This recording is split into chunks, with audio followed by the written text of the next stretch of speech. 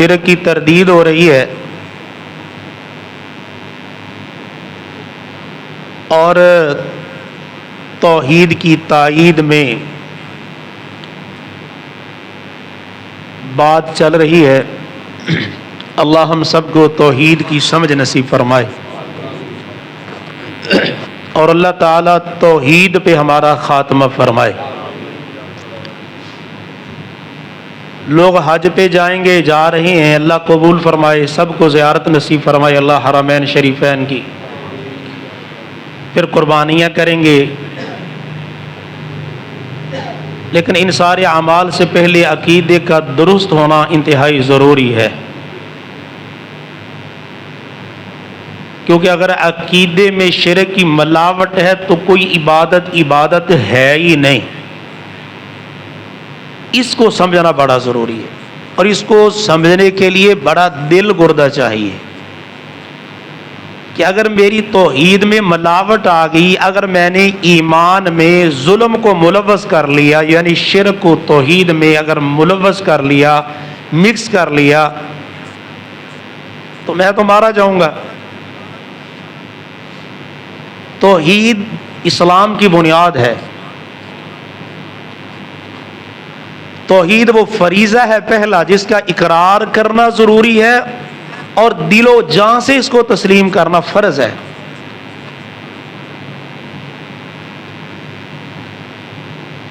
توحید ہی کسی کو اسلام کے دائرے میں داخل کرتی ہے۔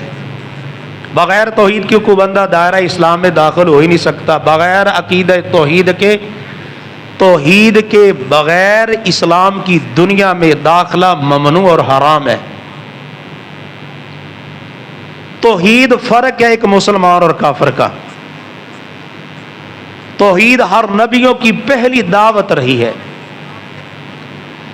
توحید کی وجہ سے ہی مسلمانوں کی کافروں کے ساتھ جنگیں ہوئی ہیں، اور ایک دو نہیں، بے شمار مسلمانوں نے اپنی جانوں کا نذرانہ پیش کر کے جام شہادت نوش کیا ہے۔ توحید کا سب سے زیادہ ذکر قرآن میں اللہ نے کیا۔ توحید قبول کرنے والے، اس کے تقاضوں پہ عمل پیرا ہونے والے، اس کو سمجھنے والے، پھر اسی پہ مر مٹنے والوں کے لیے اللہ نے جنت کی خوشخبریاں سنائی ہیں۔ جو توحید کو سمجھتا نہیں ہے، جو توحید کے تقاضوں کو نہیں سمجھتا، جو توحید کا انکاری ہے، اس کو جہنم کی وعید سنائی ہے اللہ نے، اور جنت اس پہ حرام کر دی ہے۔ اور توحید کے بارے میں کہ اللہ عبادت میں ایک ہے، اللہ ذات میں ایک ہے، اللہ صفات میں ایک ہے۔ نہ اس کی ذات میں کسی کو شریک کرو، نہ اس کی عبادت میں کسی کو شریک کرو، نہ اس کی صفات میں کسی کو شریک کرو۔ کلمہ توحید پڑھنا ہے اور اس کا مفہوم بھی سمجھنا ہے۔ لا الہ الا اللہ، یہ کلمہ توحید ہے۔ محمد الرسول اللہ کلمہ رسالت ہے۔ کلمہ توحید کے دو جز ہیں، لا الہ ایک اور الا اللہ دوسرا۔ لا الہ کلمے کا ایک حصہ ہے کلمہ توحید کا، اور الا اللہ کلمہ توحید کا دوسرا حصہ ہے۔ لا الہ میں سارے معبودان باطلہ کی نفی ہے، کوئی معبود نہیں ہے، کوئی معبود نہیں ہے، نفی ہے یہ۔ دوسرے حصے میں الا اللہ، ایک اللہ کے معبود برحق ہونے کا اس بات ہے کہ کوئی معبود نہیں ہے سوائے اللہ کے، ایک اللہ معبود برحق ہے۔ کائنات میں بڑے معبود ہوں گے، لیکن تم نے کس معبود کو پوجنا ہے؟ وَإِلَٰهُكُمْ إِلَٰهٌ وَاحِدٌ، تمہارا معبود الہ واحد ہے۔ لا الہ الا هو الرحمن الرحیم، قرآن کی اس آیت میں پہلے اللہ نے اپنے معبود برحق ہونے کا ذکر کیا، اور پھر دوسرے اس آیت کے حصے میں تمام معبودان باطلہ کی نفی کر دی۔ وَإِلَٰهُكُمْ إِلَٰهٌ وَاحِدٌ لا الہ الا هو، تمہارا معبود ایک ہی ہے، اس کے علاوہ کوئی معبود برحق نہیں، وہ رحمان ہے، وہ رحیم ہے۔ تم جتنے مرضی جس کو چاہو معبود بنائے پھرو،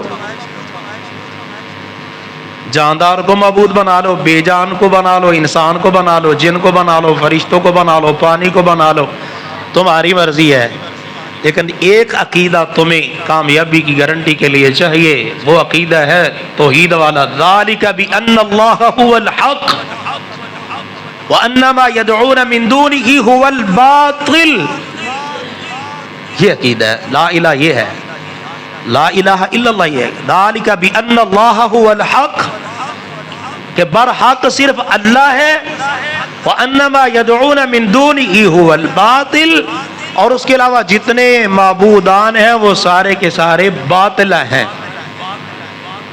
وأن اللہ هو العلی الکبیر، بڑی شان والا، بڑی ذات ہے اس کی، بڑی بات ہے اس کی، بڑی شان ہے اس کی، بڑا رتبہ اور مقام ہے اس کا۔ اور اللہ کے نبی صلی اللہ علیہ وسلم نے نا جب ان کو اس توحید کا مفہوم سمجھایا، لا الہ الا اللہ کہا، لا الہ الا اللہ پڑھو، قولوا لا الہ الا اللہ تفلحوا، فلاح پانا چاہتے ہو نا، لا الہ الا اللہ پڑھو، لا الہ الا اللہ پڑھو، تملک العرب والعجم، عرب و عجم تمہارا ہوگا، پڑھو لا الہ الا اللہ، تو وہ پڑھتے تھے لا الہ الا اللہ۔ یہ الگ مفہوم، یہ الگ مضمون ہے بڑا لمبا، کہ ابو جہل بھی لا الہ پڑھتا تھا، ابو لہب بھی لا الہ پڑھتا تھا، الا اللہ پہ آ کے دشمنی شروع ہو جاتی تھی۔ جب اللہ کے نبی صلی اللہ علیہ وسلم نے ان کو بتایا کہ بھائی معبود برحق صرف اللہ ہے، باقی سب کی نفی کر دو، تو یہ توحید کا مفہوم ان کے لیے باعث تعجب بن گیا۔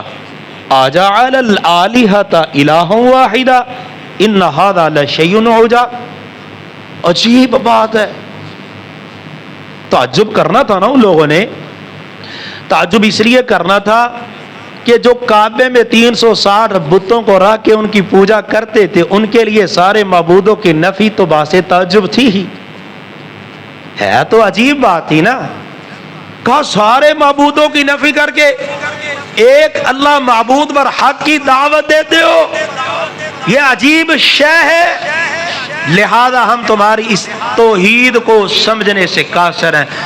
توحید کا یہ معنی، توحید کا یہ مفہوم ہماری سمجھو سے بالا تر ہے۔ اِنَّا لَتَارِكُوا آلِهَتِنَا لِشَاعِرٍ مَجْنُونٍ، پاگل ہے تو، نعوذ باللہ من ذالک۔ قرآن نے کہا ہم اپنے سارے معبودوں کو چھوڑ دیں، اِنَّا لَتَارِكُوا آلِهَتِنَا، کیا پکی بات ہے کہ ہم اپنے سارے معبودوں کو چھوڑ دیں؟ یہ لات، یہ منات، یہ عزا، یہ ابل اور دیگر گھر میں جو بت ہیں، جو کعبے میں سجے ہوئے ہیں، سب کو چھوڑ دیں، اور چھوڑ بھی کس کی خاطر دیں؟ لشاعر مجنون، نبی کو کہا یہ شاعر ہے، مجنون ہے، دیوانہ ہے، اس دیوانے کے پیچھے لگ کے ہم اپنے معبودوں کو چھوڑ دیں، یہ توحید ہمیں گوارا نہیں ہے۔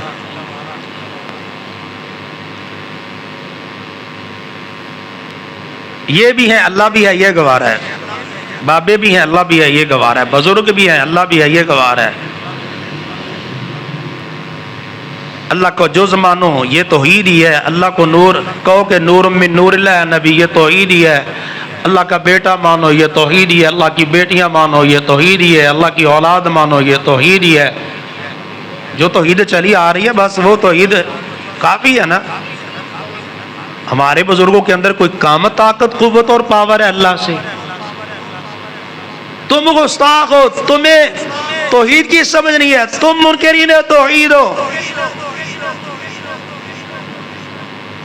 بھائی یہ قرآن کی آیتیں، اللہ کے رسول صلی اللہ علیہ وسلم کی حدیث، معاذ بن جبل رضی اللہ تعالیٰ عنہ راوی سواری پہ نبی کے پیچھے بیٹھے ہوئے ہیں، صرف کجاوے کی لکڑی کا فاصلہ ہے معاذ اور محمد کے درمیان صلی اللہ علیہ وآلہ وسلم، اتنے جڑے ہوئے ہیں۔ تو چلتے چلتے معاذ کہتے ہیں مجھے نبی نے کہا یا معاذ، میں نے کہا لبیک، اللہ کے نبی میں حاضر ہوں، چپ کر گئے۔ تھوڑی دیر آگے جا کے پھر کہا یا معاذ، میں نے کہا اللہ کے نبی حاضر ہوں، پھر چپ کر گئے۔ پھر تھوڑا سا چلے، پھر کہا یا معاذ، میں نے کہا اللہ کے نبی میں حاضر ہوں۔ تو یہ بار بار کیوں کہا؟ کہ معاذ ذرا توجہ کر لے، میں نے اس کو توحید سمجھانی ہے۔ توحید ایسے ہی سمجھ نہیں آتی بغیر توجہ کے، توحید کے لیے ماریں کھانی پڑتی ہیں، دشمنیاں منہ لینی پڑتی ہیں، آروں سے کنگھیوں سے جسم کو چھلنی کروانا پڑتا ہے، کوئلوں پہ لیٹنا پڑتا ہے، علاقے چھوڑنے پڑتے ہیں، تختہ دار پہ لٹکنا پڑتا ہے، پھانسی کا پھندا چوم کے گلے میں ڈالنا پڑتا ہے اپنا۔ جی اللہ کے نبی میں حاضر ہوں، 3 دفعہ ان کی توجہ دلائی، پھر پوچھا معاذ اتدری، تجھے معلوم ہے ما حق اللہ علی عبادہ، ہم پہ اللہ کا حق کیا، ہم اس کے بندے ہیں، اللہ کا حق بندوں پر کیا ہے؟ میں نے کہا اللہ اور رسول کو پتا ہوگا جی۔ فرمایا حق اللہ علی عبادہ ان یعبدوہ ولا یشرکوا بہ شیئا، معاذ اللہ کا حق ہے یہ ساری دنیا پہ، ساری کائنات پہ، کائنات کے سارے انسانوں پہ یہ اللہ کا حق ہے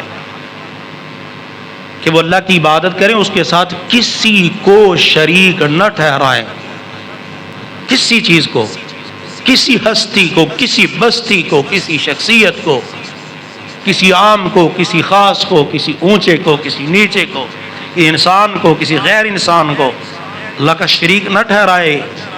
یہ حق بنتا ہے ہر بندے کا، اللہ کا حق ہے ہر بندے پر، میرے پر بھی یہ حق ہے کہ میں اللہ کا حق ادا، تیرے پر بھی یہ اللہ کا حق ہے کہ تو اس کی بندگی کرے، اس کے ساتھ کسی کو شریک نہ ٹھہرائے۔ وہ کوئی بھی ہو سکتا ہے، جیسے چل رہا ہے، یہ دل بھی ہو سکتا ہے، بیوی بھی ہو سکتی ہے، اولاد بھی ہو سکتی ہے، قوم قبیلہ بھی ہو سکتا ہے، برادری بھی ہو سکتی ہے، حکمران بھی ہو سکتے ہیں، سیاسی مذہبی رہنما اور پیشوا بھی ہو سکتے ہیں، پتھر شجر حجر بھی ہو سکتے ہیں، پانی بھی ہو سکتا ہے، بندر خنزیر، اور لوگ گائے کو بھی پوج رہے ہیں، کسی کو شریک نہیں بنانا اس کو۔ اور پھر کہا معاذ میں نے کہا اللہ کے نبی میں حاضر ہوں، تجھے پتہ ہے کہ ما حق العباد علی اللہ، اللہ پر پھر ہمارا کیا حق ہے؟ اذا فعلوا، جب بندے یہ کام کر لیں کہ اس کی بندگی کریں، کسی کو شریک نہ ٹھہرائیں۔ فرمایا اللہ رسول کو پتا ہوگا۔ فرمایا حق العباد علی اللہ الا يعذبهم، جب بندے شرک نہ کریں نا تو پھر یہ بندوں کا اللہ پر حق بنتا ہے کہ اللہ ان کو سزا نہ دے۔ یہ 99 رجسٹر بدیوں کی ایک طرف اور وہ پرچی جس پہ کلمہ شہادت لکھا ہوگا لا الہ الا اللہ، وہ وزنی ہو جائے گا۔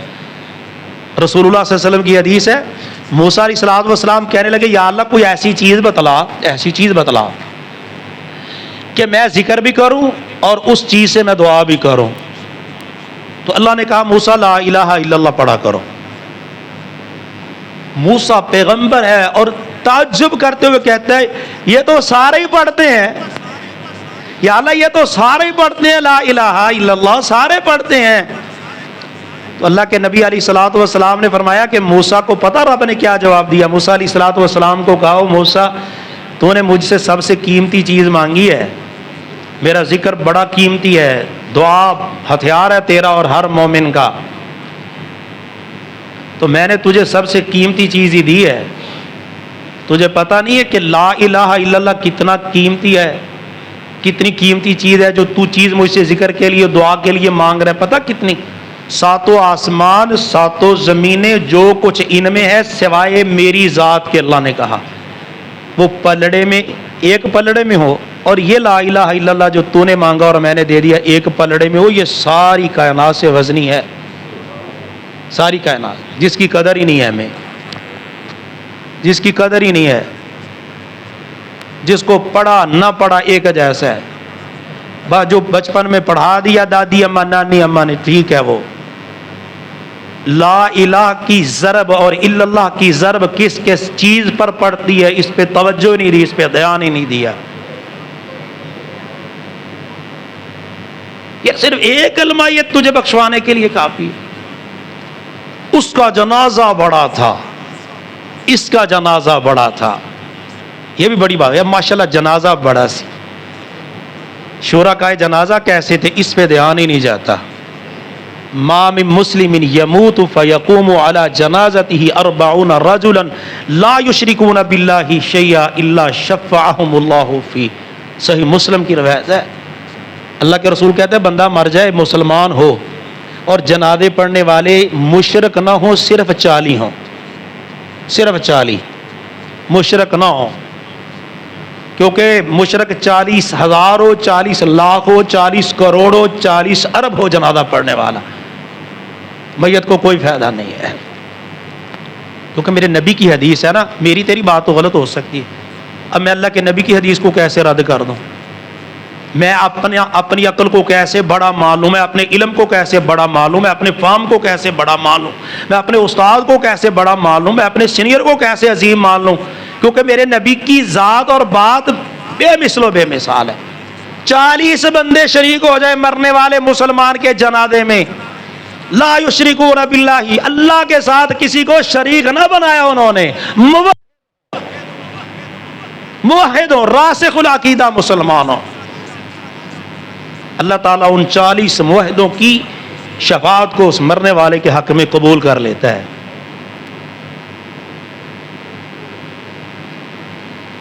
اللہ نے یار اس کلمہ طیبہ کو پاکیزہ شجر سے تشبیہ دی ہے کہ اس درخت کی طرح جس کی جڑیں بڑی گہری اور مضبوط ہیں اور جس کی شاخیں آسمان کی بلندیوں تک پہنچی ہوئی ہیں، اور جو ہر وقت اپنے پھل اور پھول جاری رکھے ہوئے ہے، فیض کا سلسلہ جاری ہے۔ الم تری کیف ضرب اللہ مثلا کلمۃ، یہ کلمہ طیبہ یار تم نے سمجھا ہی نہیں ہے، یہ پاکیزہ شجر ہے، مضبوط بنیاد ہے لا الہ الا اللہ، گردش ایام کا جس پہ اثر نہیں ہوتا، کائنات میں ہونے والے حادثات اور واقعات اور حالات کا اثر نہیں ہوتا، جو طوفانوں اور آندھیوں اور شدید زلزلوں میں بھی نہیں اکھڑتا، کوئی چیز کائنات کی جسے اکھاڑ نہیں سکتی، وہ کلمہ طیبہ لا الہ الا اللہ۔ اور پڑھنے والا مومن، اللہ کے رسول نے کہا لا الہ الا اللہ پڑھ لے، اللہ آسمان کے دروازے کھول دیتے ہیں، وہ مومن، اور اس کے اعمال عرش تک بڑھتے ہی چلے جاتے ہیں جب تک پھر وہ شرک کا ارتکاب نہ کر لے۔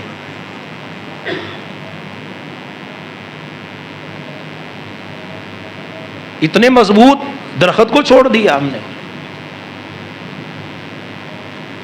اور جو سدا بہار ہے، جس پہ کبھی خزاں کا موسم ہی نہیں آتا، جو نشو نما میں لاسان نہیں ہے، عالمگیر سچائی ہے، کائنات کا ذرہ ذرہ جس کی تائید کرتا ہے، کوئی چیز اس کی ترقی میں رکاوٹ نہیں بنتی، اور پڑھنے والے کو جو فوائد و ثمرات دیتا ہے تصور بھی نہیں کر سکتے۔ کئی فوائد ہیں، کئی فوائد لا الہ الا اللہ، جو دل سے پڑھ گیا، جس نے اقرار کر لیا، دل و جان سے تسلیم کر لیا، اس کو بڑے فوائد حاصل ہوتے ہیں۔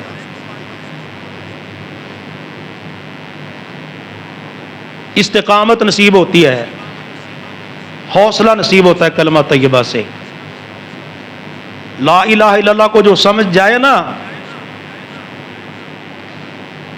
تو پھر بلال جیسا بھی ایسی استقامت اختیار کر لیتا ہے کہ امیہ کی ماریں اس کا کچھ بگاڑ نہیں سکتی۔ غلام تھے نا بلال، کالا رنگ تے حبشے چ رہن والا، کیتا پیار بلال نے دل لا کے، کلمہ چھڑ دے بلال نو کین کافر تے مارا مار دے تلیاں چ کل لا کے، میں کلمہ نہیں چھڑنا، اے بلال آ کے تسی ویکھ لو آودا ٹل لا کے، تے رب نے رنگ بلال دا بن دیتا ہر سونے مکھڑے تے تل لا کے۔ زمین پہ چلتے تھے، قدموں کی آہٹ جنت میں محمد کو سنائی دی صلی اللہ علیہ وسلم، مارا، رسی ڈالی، پتھروں پہ اباشوں کو دے دیا، جاؤ گھسیٹو اس کو۔ اس موحد بلال کی گردن میں رسی کا نشان ہے، اس موحد بلال کے جسم پہ پتھروں کا نشان ہے۔ یار تصور کرو نا کہ تلی زمین پہ رکھ کے کیل گاڑے گئے، دونوں تلیاں بلال کی زمین پہ ہیں، کیل گاڑے گئے، پاؤں میں کیل ہے، اور ہتھوڑے سے مارا جا رہا ہے، اور نیچے انگارے ہیں، اوپر بھاری بھرکم پتھر ہے، اور وہاں کی گرمی چلچلاتی دھوپ پورے شباب پہ ہے۔ کہتے ہیں لا الہ الا اللہ چھوڑ دو، بلال پھر بھی احد احد کہہ رہا ہے۔ الم تری کیف ضرب اللہ مثلا کلمۃ طیبہ، بلال کو توحید کی سمجھ آ گئی، تجھے نہیں آئی۔ اللہ نے کہا یثبت اللہ الذین آمنوا بالقول الثابت فی الحیات الدنیا وفی الآخرہ، دنیا میں بھی اللہ ثابت قدم رکھتا ہے مومن کو جس کو لا الہ الا اللہ کی سمجھ آ گیا، آخرت میں بھی قبر میں بھی ثابت قدم رکھے گا۔ سمیہ کے دو ٹکڑے ہو گئے، لا الہ الا اللہ نہیں چھوڑا، کیونکہ سمجھ آ گئی تھی کہ توحید کا مفہوم کیا ہے، اس کے فوائد و ثمرات کیا ہے، اس کا دنیا میں اجر کیا ہے، اس کا آخرت میں صلہ کیا ہے، میرے رب کو کتنا خوشی محسوس ہوتی ہے جب اس کا موحد بندہ مارے کھا کے اپنا بدن 2 لخت کروا کے بھی اس کی توحید پہ کاربند رہتا ہے، میرا رب کتنا راضی ہوتا ہے عرش پہ بیٹھ کے۔ خباب نے مارے کھائیں، خبیب نے مارے کھائیں، مارے کھا رہے ہیں، لا الہ الا اللہ پڑھ رہے ہیں۔ یار زنیرہ کی بات سن کے، ان کا واقعہ پڑھ کے طبقات ابن سعد میں رونگٹے کھڑے ہو جاتے ہیں۔ بوڑھی امی جان ہے، بوڑھی امی جان، آخری بات، لوگوں کے گھروں میں کام کاج کرتی ہے، گھروں کی صفائی کی، لوگوں کے برتن دھوئے، لوگوں کے کپڑے دھوئے، اپنا گزر بسر کر رہی ہے۔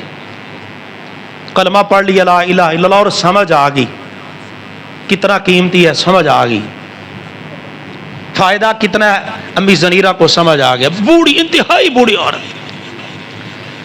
سرداروں کو پتا چل گیا کہ کلمہ پڑھ لیا زنیرہ نے، عباشوں کو بھیجا کہ زنیرہ کو بلا کے لاؤ۔ بلایا گیا ایک ڈیرے پہ، سارے چودھری اکٹھے ہو گئے۔ کلمہ پڑھ لیا ہے؟ ہاں پڑھ لیا ہے۔ چھوڑ دو؟ نہیں چھوڑنا۔ سزائیں برداشت کر لو گی؟ کر لو۔ مار کھا لو گی؟ کھا لو گی۔ اچھا سب نے مارنا شروع کیا۔ اب دیکھو نا، جوان عورت پہ بھی کوئی ہاتھ اٹھائے نا تو معاشرہ مرد کو لان تان گائے، تینوں شرم نہیں ہوتی عورت اگے مردان کی بخار ہے؟ یار ماں تو ماں ہوتی ہے، پھر بوڑھی ماں، پھر مومنہ ماں، پھر حیادار ماں، پھر وفادار ماں، پھر تہجد گزار ماں۔ مار مار کے نا زنیرہ کو بے ہوش کر دیا۔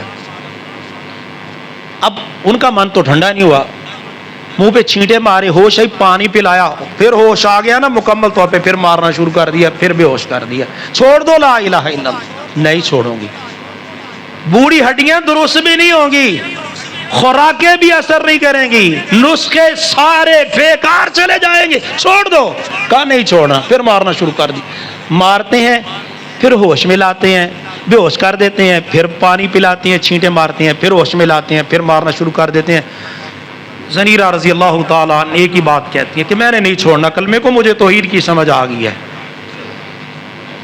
کیونکہ نبی نے کہا تھا نا کہ ساری چیزیں اللہ کہتا ہے ایک پلڑے میں رکھ لو، آسمان و زمین اور ان کی چیزیں، اور اس کو ایک کلمے میں رکھ لو، یہ بھاری ہے، اتنا بھاری سودا، میں کیوں خسارے والی خسارت کروں، تجارت کروں؟ نہیں چھوڑوں گی۔ ابو جہل لعین نے پتہ کیا کیا؟ لوہے کی سلاخ کو گرم کیا، لوہے کی سلاخ اچھی طرح گرم ہوگی نا، جیسے سرما ڈالتے ہیں نا، تو آنکھوں میں پھیر دی، آنکھوں میں پانی پگھل کے نور سارا باہر آ گیا۔ زنیرہ رضی اللہ تعالیٰ عنہ اندھی ہوگی اور کہنے لگا تو کہتی تھی لات اور عزا نقصان نہیں پہنچا سکتے، ہندس نقصان پہنچا سکتے کہ نہیں؟ کمال بات ہے جب سمجھ آ جائے توحید کی۔ کہا ما اذهب بصری الا اللہ، سن تو نے گرم سیخ میری آنکھ میں پھیری ہے نا، میری آنکھوں کا نور چلا گیا ہے، لیکن میرا آج بھی یہ عقیدہ ہے کہ میری آنکھوں کی بینائی لات عزا نے نہیں لی، میری آنکھوں کی بینائی لے جانے والا اللہ ہے۔ ما اذهب بصری الا اللہ، میری بینائی اللہ نے لٹانی ہے، لی بھی اس نے، دی بھی اس نے تھی، اب بھی وہی دے گا۔ اور حیرانگی کی بات یہ ہے کہ ما اذهب بصری، بے نور آنکھوں کو جب اوپر کر کے کہا نا ما اذهب بصری الا اللہ، وہ الا اللہ کی سمجھ آ گئی، الا اللہ کی، کہ اللہ ہے، بس اللہ ہے نا، اس کی سمجھ آ گئی۔ جب کہا نا ما اذهب بصری الا اللہ، میری آنکھوں کو بے نور کرنے والا میرا رب ہے، سر پکڑ کے بیٹھ گئے، میرے رب نے زنیرہ کا نور بھی لوٹا دیا، ایمان بھی بچا لیا۔ جب توحید کی سمجھ آ جائے، اللہ سمجھنے کی توفیق دے۔ وآخر دعوانا